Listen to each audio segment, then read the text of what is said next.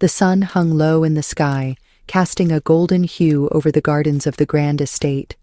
Rows of white chairs stretched out in perfect symmetry, each adorned with ivory flowers and delicate satin ribbons.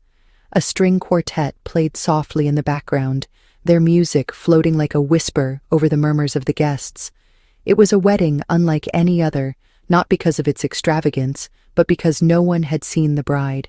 And the groom, a man known to the world for his fortune and innovation, stood at the altar, unable to see her either. Ethan Ward adjusted his suit for the third time, fingers trembling slightly. He stood tall in his perfectly tailored tuxedo, his short dark hair neatly combed, his expression calm but distant. His eyes, pale and unfocused, stared ahead blankly. To the world, he looked composed. Inside, however, a quiet storm of emotions churned. "Still no vision today?" whispered a voice beside him. It was his best friend, Marcus, who had flown in from New York just to stand by Ethan's side as best man. Ethan gave a half smile, the kind that carried both acceptance and longing. "No," Ethan said quietly. "Still darkness, but I can feel her, I can feel Lily." Marcus placed a steadying hand on his shoulder. "You're a lucky man. You might not be able to see her, but you found someone most men can only dream of." Ethan gave a nod, a small chuckle escaping his lips. "Strange, isn't it? I built one of the most advanced visual tech systems in the world, and I still can't see my own bride." There was sadness in his tone, but not bitterness. Ethan had made peace with the loss of his sight. Or so he told himself. He had come to accept that the world he once navigated visually was now something he experienced through sound, scent, touch, and the voice of the woman he was about to marry. As the music shifted, signaling the arrival of the bride, a hush fell over the guests. Ethan's fingers clenched slightly around the bouquet he held, heart pounding like it had not in years. He took in a deep breath.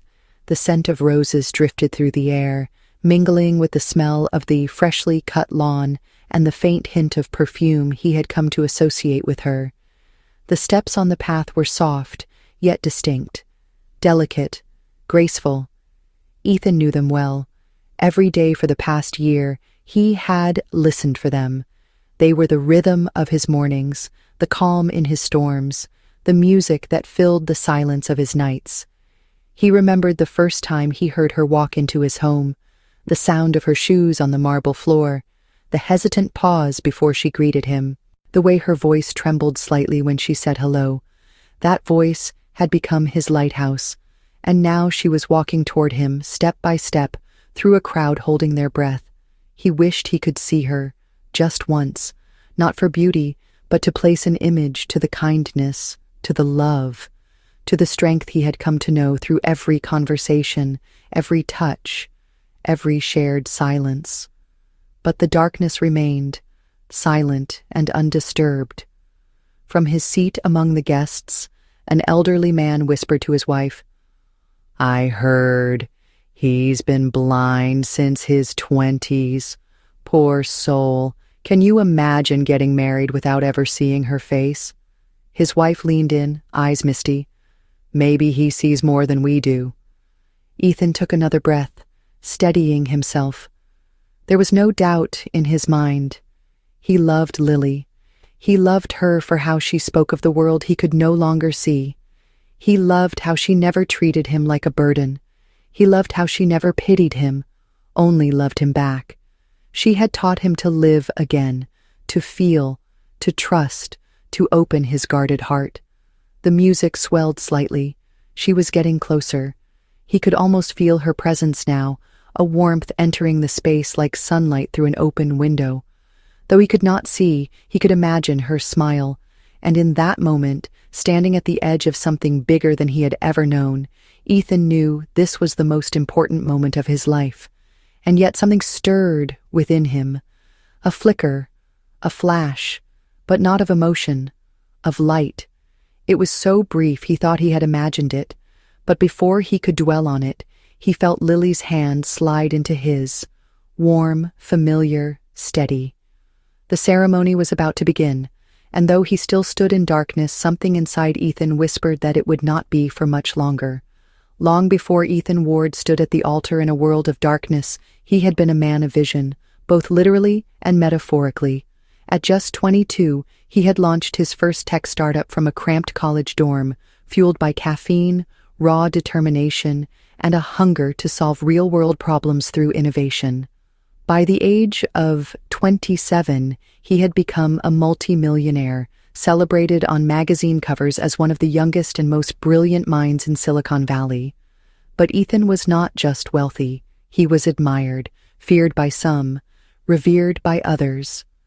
Investors lined up for a seat at his table, journalists scrambled for quotes, and yet, through all the recognition and whirlwind success, he remained focused on one goal: building technology that could improve human life. His obsession had always been with sight. Growing up, his younger sister had been born with a rare degenerative eye disease. Watching her struggle planted a seed in his heart. While others pursued social apps and e-commerce platforms, Ethan poured his energy into developing neuroconnected vision tools, devices that, if successful, could restore sight to the blind or enhance limited vision through brain-computer interfaces. The irony, of course, would not reveal itself until much later. Ethan's life shifted permanently one autumn evening in his personal research facility. It was late. The team had gone home. Only Ethan remained, testing a new generation of experimental neural lenses that connected directly to the brain's visual cortex.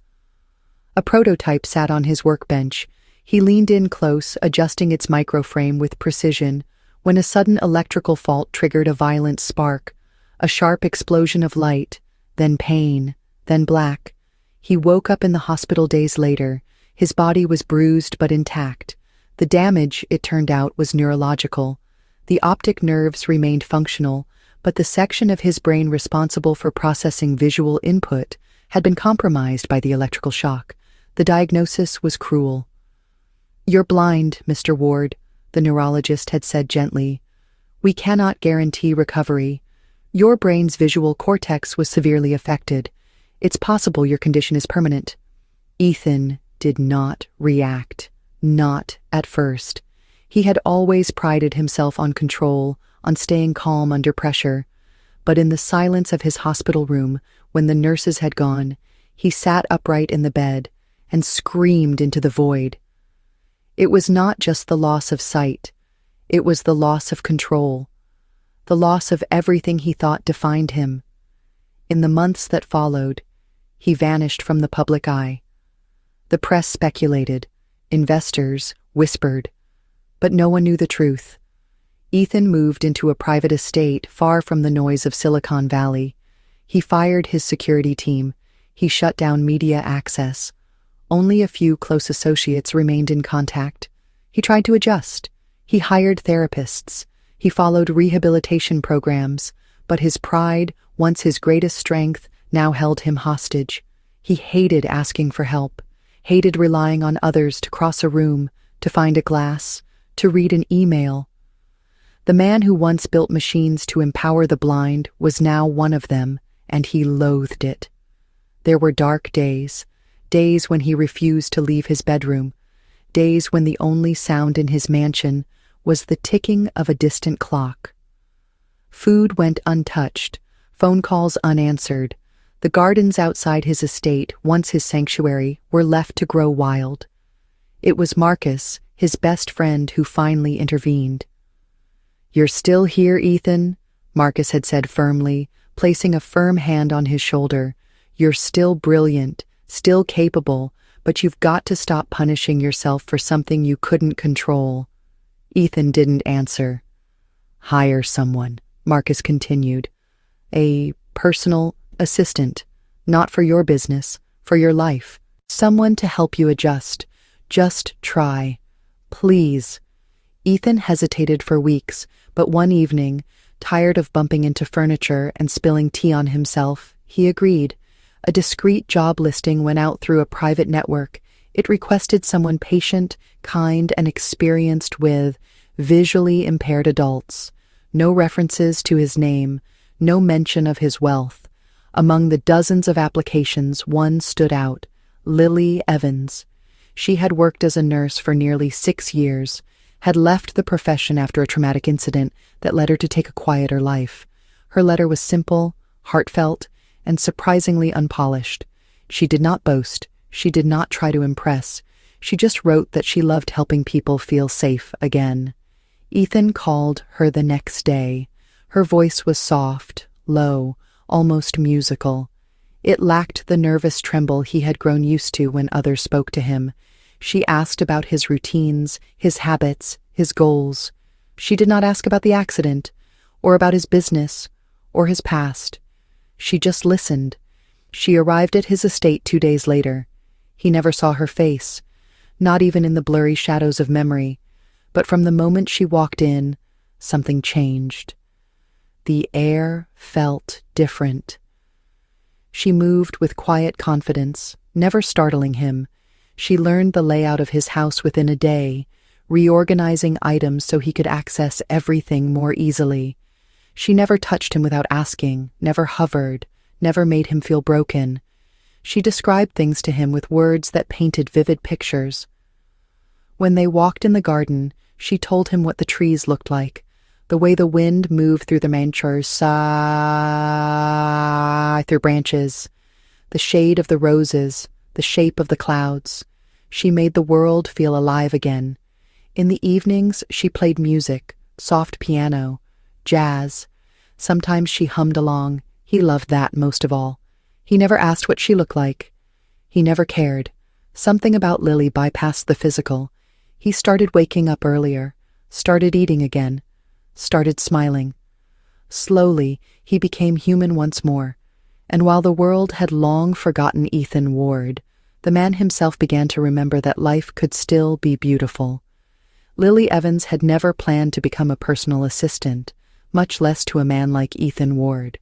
But life, she often said, had a peculiar way of placing people exactly where they were meant to be, even if the journey was painful.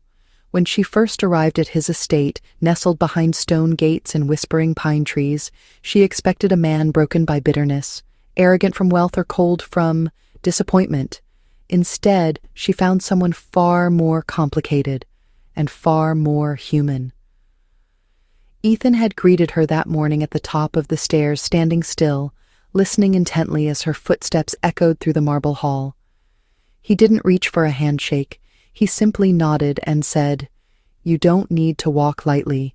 I can't see you, but I can tell when people are trying too hard to disappear." That was the first thing that surprised her. The second was his honesty. He made no effort to charm her. He did not ask where she went to school or what her hobbies were. He simply asked, "Are you patient with silence?" She had answered yes. Then he said, "Good, because I don't talk much, especially in the mornings." She respected that. And so their work began. At first, it was routine.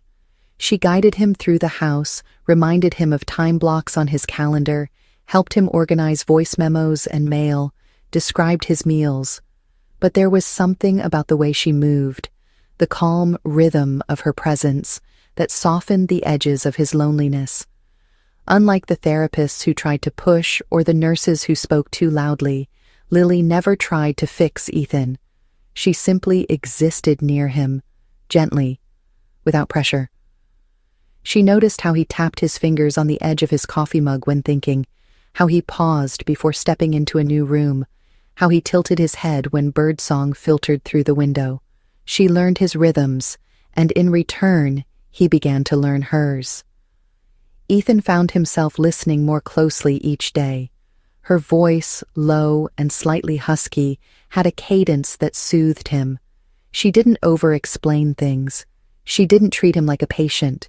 She described the world as if it were a painting she held in her hands, just for him. "The trees outside the study are starting to turn," she would say softly one morning. "The tips are gold now, but the centers still hold on to summer green. It's like they're hesitating to let go." Another day, as they sat in the garden, she whispered, The clouds look like they've been brushed on with a feather today, gentle and unsure. He loved that. The way she saw the world through detail and color and movement.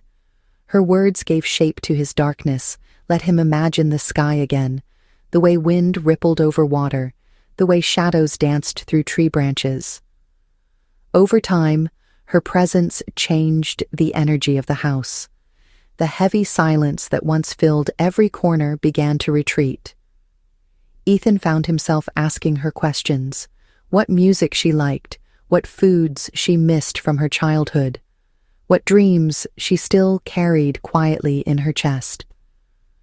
She rarely answered with full certainty, but her honesty was clear in every reply.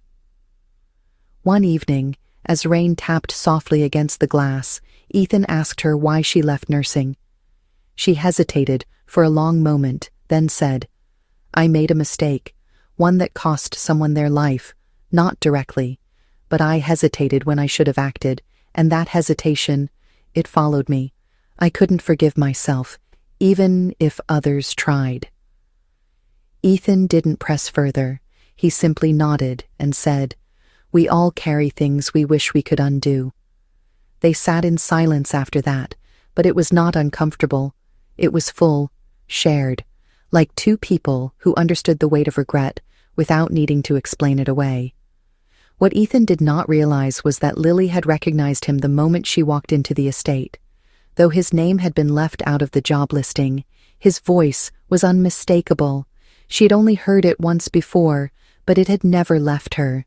On the day of his accident, she had been passing by the lab building when the blast erupted.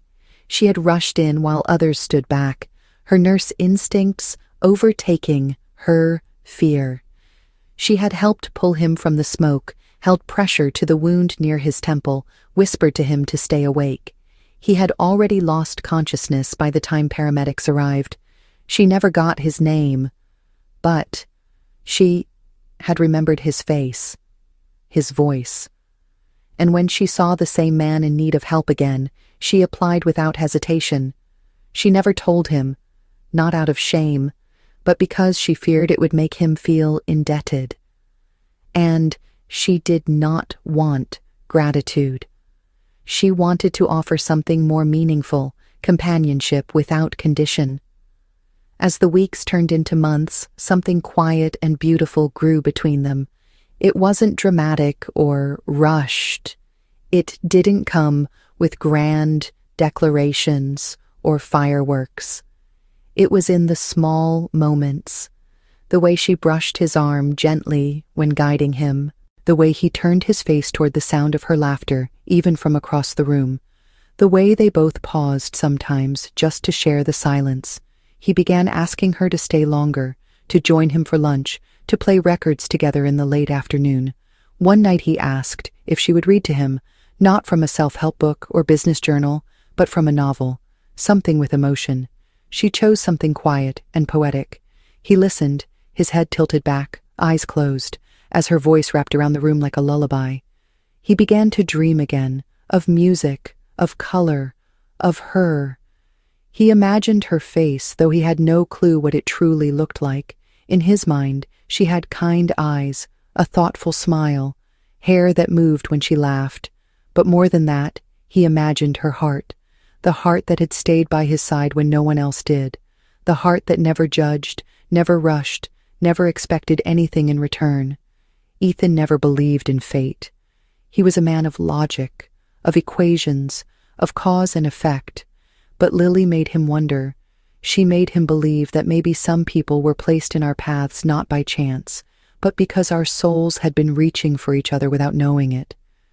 He started to think about what life might be like if she stayed, not as his assistant, but as something else. He didn't know how to say it, how to ask, how to cross that invisible line between trust and love. But he knew he had to try. Because for the first time since he lost his sight, he no longer felt lost. He felt found. And the voice that had once been a stranger was now the sound he could not imagine living without. Ethan had rehearsed the words in his head for days. He would walk toward her in the garden, reach for her hand, and simply ask.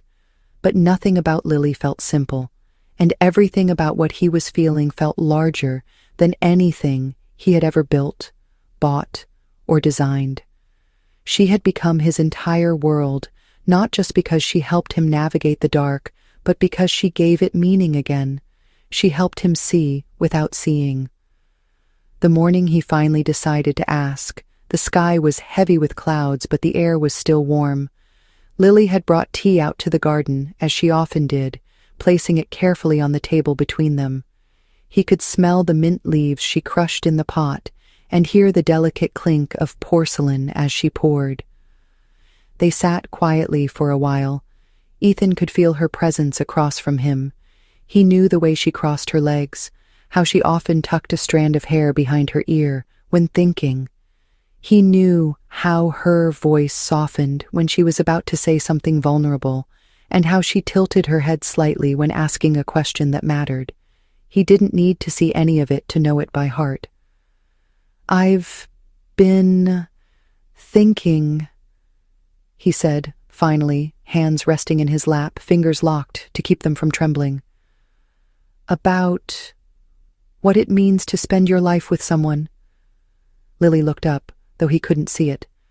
"That's a big thought for a Thursday," she said softly, a trace of amusement in her tone. He smiled.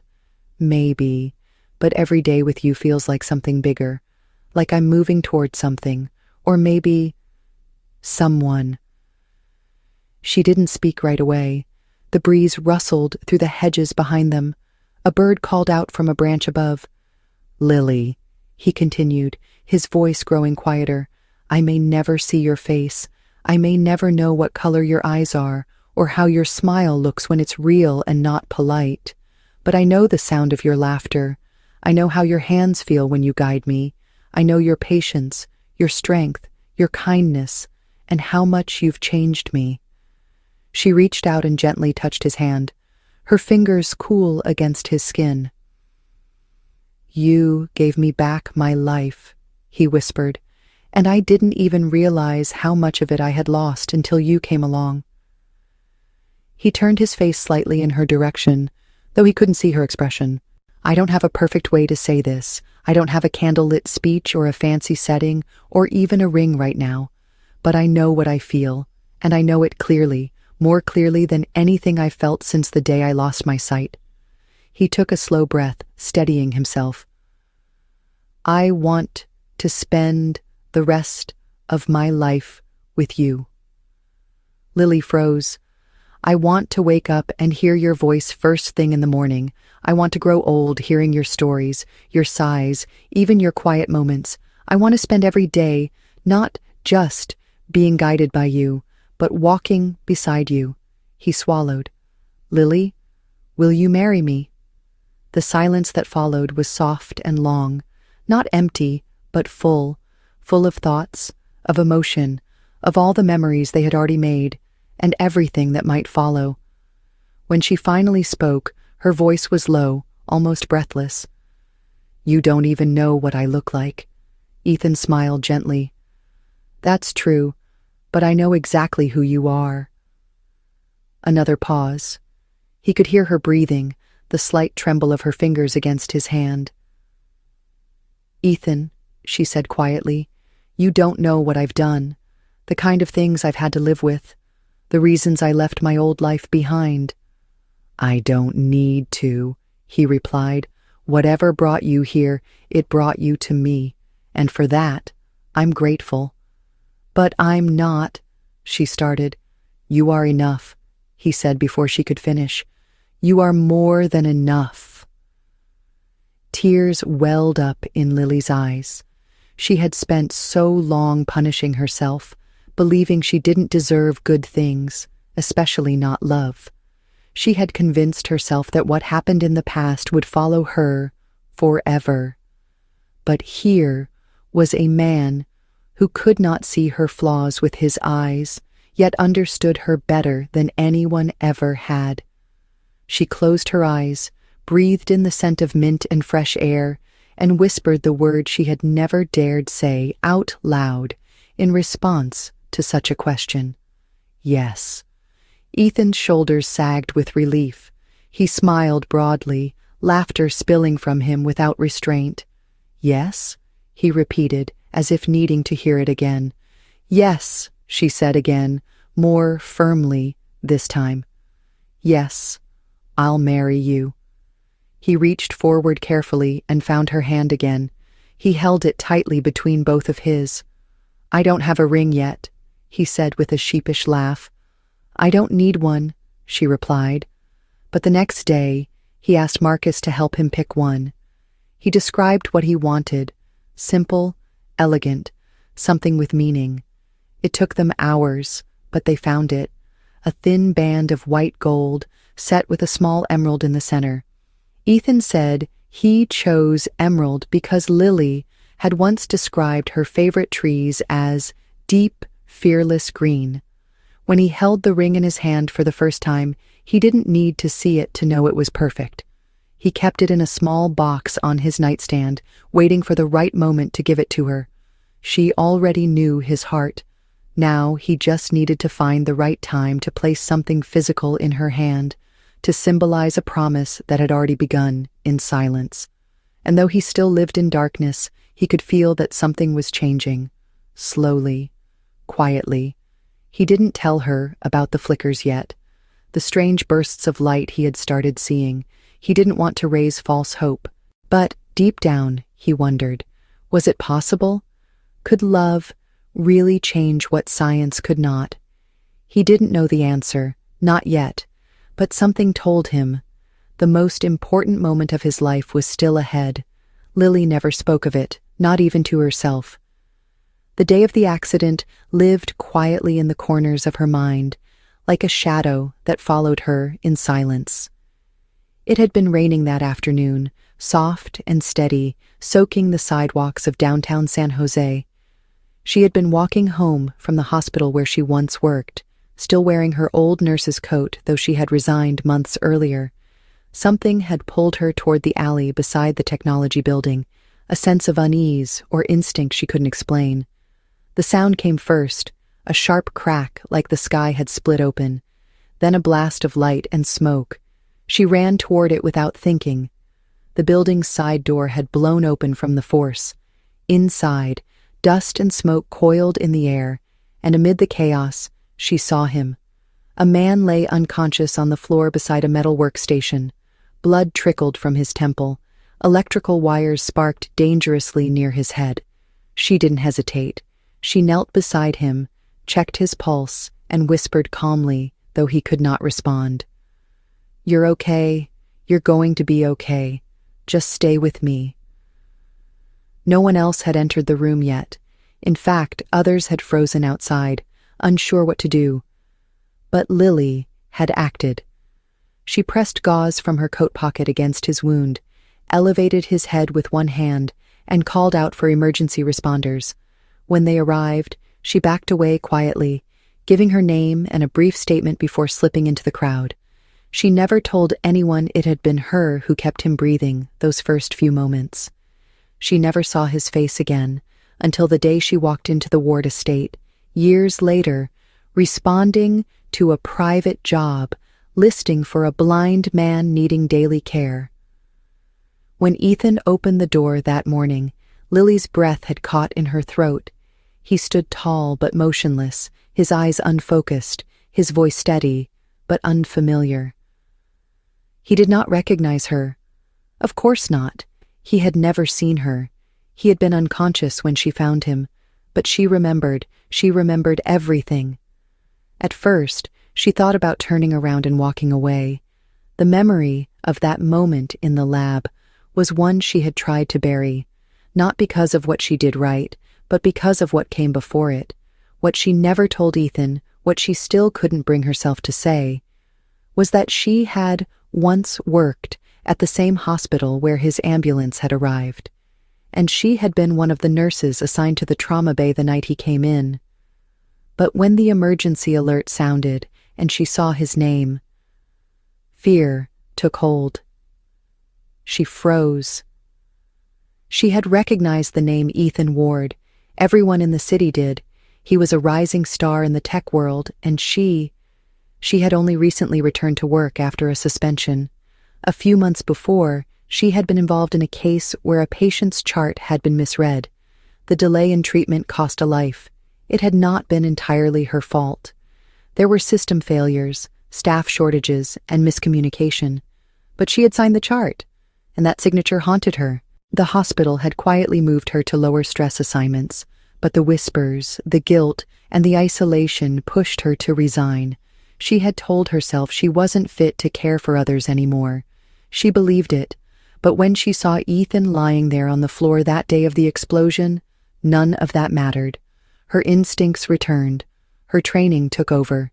In that moment, she became a nurse again, not because of title or uniform, but because someone needed help and she was there. Still, she never expected to see him again. She never imagined becoming part of his world.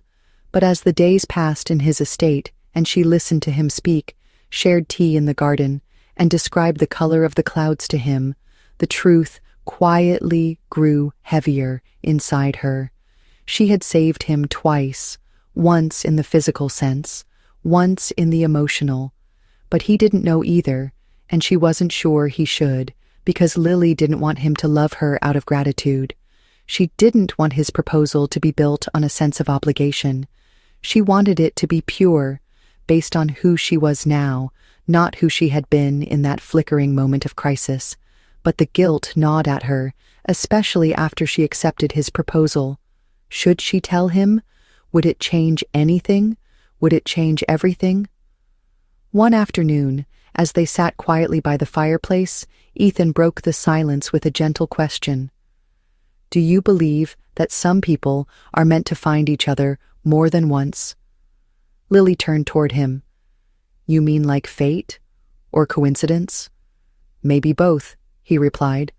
Like, maybe life gives us more than one chance, a first meeting, a second, a third, until we finally see what we were meant to see. She didn't answer at first. Her fingers tightened slightly around her teacup. I think, she said softly, that some people show up when we need them most, whether we understand why or not. He smiled faintly. That's what I think too. She looked at him for a long moment.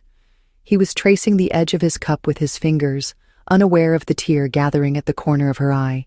In that moment, she decided. She would tell him, but not today.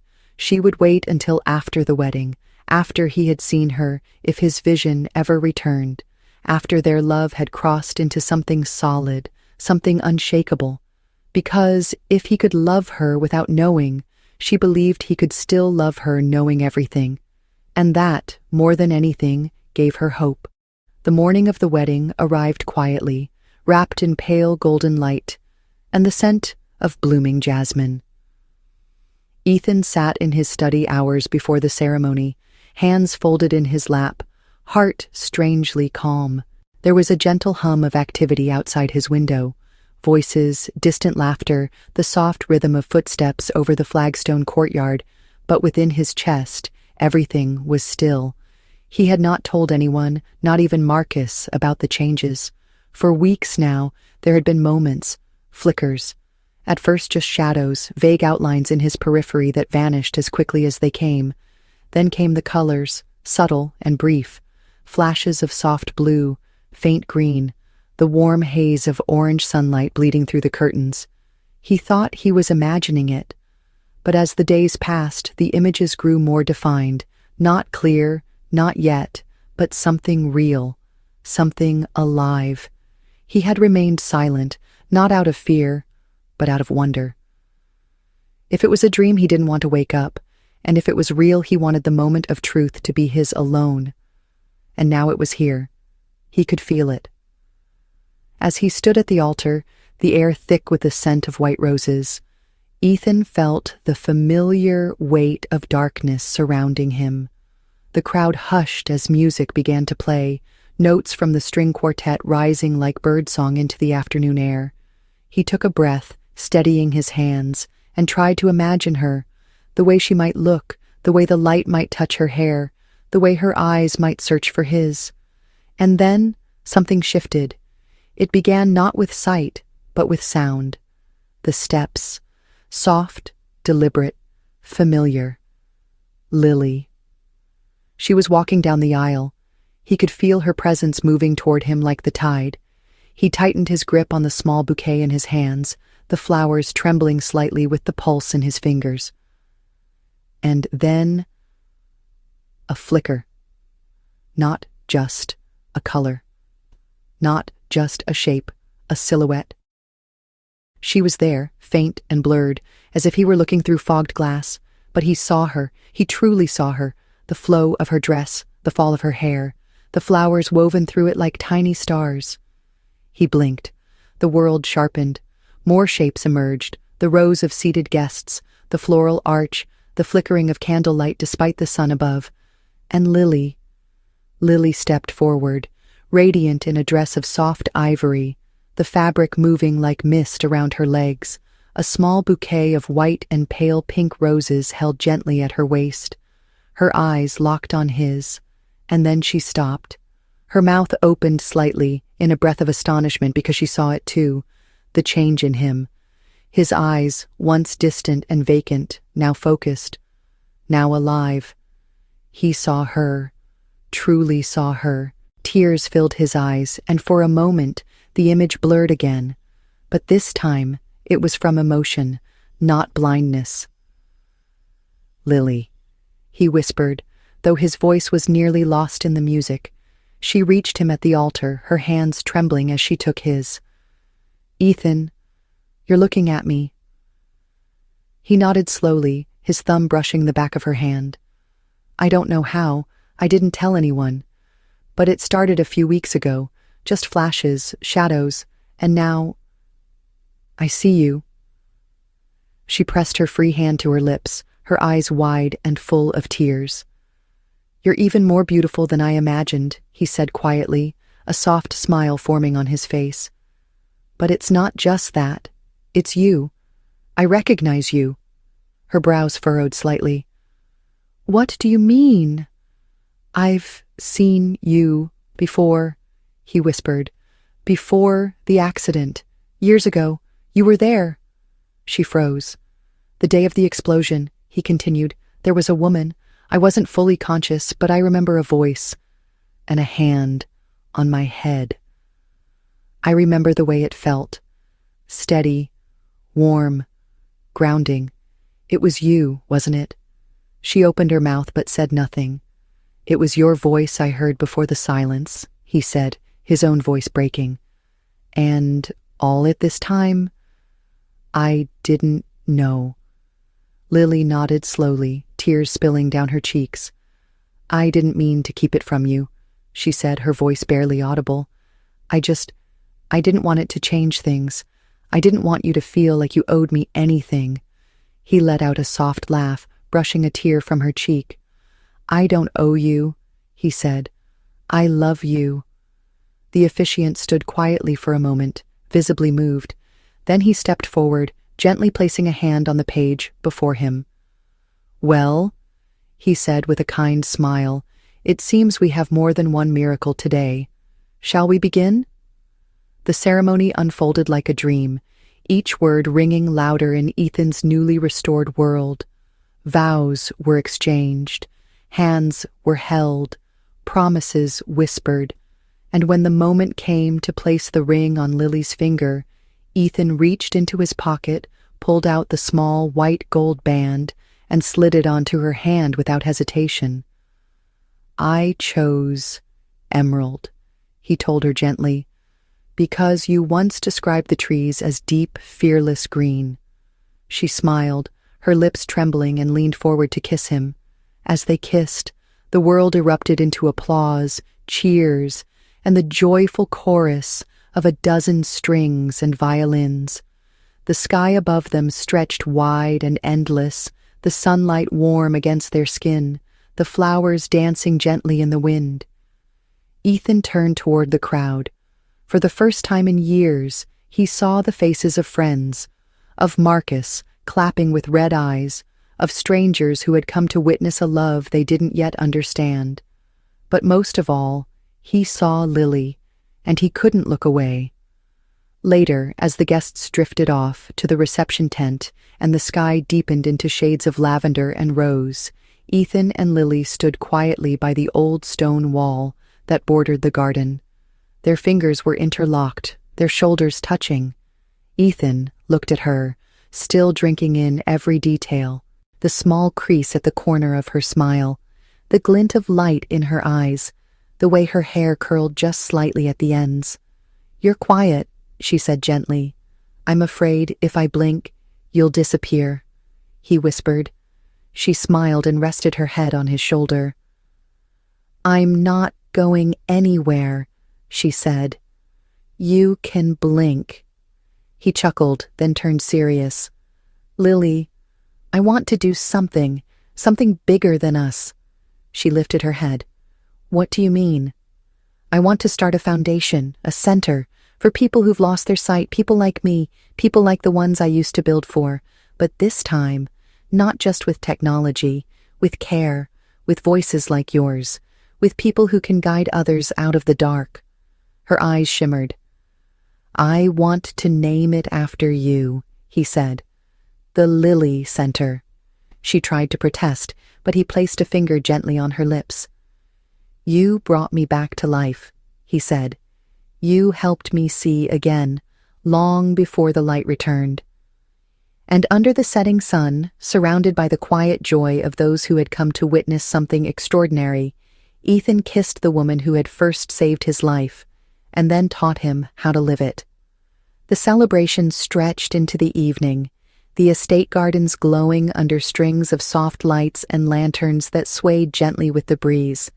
Music filled the air, live piano and cello blending into laughter, clinking glasses, and voices rich with emotion. Guests danced on the patio, sipped champagne beneath blooming trellises, and shared stories of the bride and groom, most of which left Lily blushing and Ethan laughing with unfiltered joy.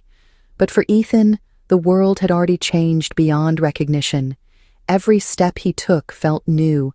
Every face he saw, every shadow cast by the setting sun, was a revelation. For years he had lived in silence, listening, guessing, imagining. Now, the very world he had once built his fortune trying to understand through technology had opened up to him again, not through science or machines, but through something far older and far more profound: love. He held Lily's hand as they moved slowly through the garden, not with urgency, but with reverence. He had walked this path 1,000 times before, counting steps, memorizing curves, following her voice. Now he walked it again with sight, pausing to look at the petals of the white roses she used to describe to him, in words he could only imagine. They were more beautiful than he expected, but not more beautiful than the way she had painted them in his mind. They stopped near the stone bench beneath the willow tree, the same place where he had first thought of asking her to marry him. The memory came rushing back, how her laughter had floated through the air like wind chimes, how the breeze had carried the scent of mint from her tea, how he had reached for her hand and held on just a moment longer than usual. Now, sitting side by side on that same bench, Ethan turned to her, his gaze steady, full. "I keep thinking," he said softly, "about what would have happened if the accident never occurred, if I had never lost my sight." Lily looked at him, unsure of what he meant. "I would have continued down the same path," he continued, "building, working, obsessing over progress and perfection. I would have missed so much. I would have missed you." Her eyes shimmered in the golden dusk. "I spent years thinking my blindness was the worst thing that ever happened to me, that it was a punishment, a failure. But now I see it differently. Losing my sight didn't destroy me. It slowed me down. It made me quiet. And in that quiet, I found you." He reached up and tucked a strand of hair behind her ear. "You taught me how to see again. Not with my eyes, with my soul." She blinked back tears, her voice caught in her throat. She had waited so long to hear those words. Not just love, but recognition, understanding. "I was so afraid," she whispered, That if you ever saw me, really saw me, you might feel differently. You might see all the flaws, all the mistakes. He shook his head gently. I don't see flaws, he said. I see the woman who stayed, the woman who gave without asking for anything in return, the woman who saved me twice and never asked to be noticed for it. She looked away for a moment, overwhelmed. Ethan, I have to tell you something. He nodded, already knowing what it was. Maybe not the details, but the truth behind her quiet guilt. He had seen it in the way her smile sometimes faltered, in the way her voice sometimes hesitated before saying something kind. He had felt it long before his vision returned. You were there, she said quietly. The day of the accident. I was passing by the building. I heard the blast. I ran inside. I didn't know who you were. Not then. I just saw a man who needed help. She paused, gathering herself. And later, I found out who you were, but I still didn't know if you remembered anything. I thought maybe it would change how you saw me if I told you. And I didn't want that. I didn't want you to love me because of something I did in a moment of adrenaline and instinct. I wanted you to love me for who I am now. Ethan took her hand, smiling softly. I do, he said, and I always have. They sat together in silence for a long while, the stars beginning to peek through the deepening sky above. The music faded into the background as the moment settled between them. Then Ethan stood, gently pulling her to her feet. There's one more thing, he said. He led her to the edge of the patio where a small group had gathered. A microphone waited on a stand, and beside it, Marcus nodded with a knowing smile. Ethan stepped forward, his eyes scanning the crowd. He saw faces that once would have only been shadows, colleagues, mentors, old friends, people he had almost forgotten during the years of isolation. Thank you all, he began, his voice clear and steady. You came today to witness a wedding, but what happened here today is something more. He glanced at Lily, who stood just to the side, her hands folded gently in front of her. For a long time, I thought my life had ended the day I lost my sight. I walked away from my work, from the world, from everything I thought gave me value. I built a life in silence and shadow, and I told myself it was enough. He paused, letting the words sink in. But then, one day, a woman walked into my house, and without ever raising her voice or asking for anything, she brought the light back, not through miracles, not through science, through presence, through patience, through kindness. He looked at Lily again, his eyes full of emotion. She didn't know I was a millionaire. She didn't care. She only cared that I was human, that I was hurting, that I needed a friend. He took a breath. I used to build machines to help people see. I thought if I could just create the perfect tool, I could change the world. But now I know, sometimes what we really need is not to see more. It's to be seen. A hush fell over the guests. I want to announce something tonight. In honor of my wife, I am creating a foundation that will support people living with vision loss, not just through technology, but through care, through human connection. We will fund research, yes, but more than that, we will provide community, a place where people can be guided, supported, and reminded that they are not broken. He looked out into the night, his voice full of conviction. We'll call it the Lily Center, because she didn't just restore my vision. She restored my faith, my hope, my heart. The crowd erupted into applause.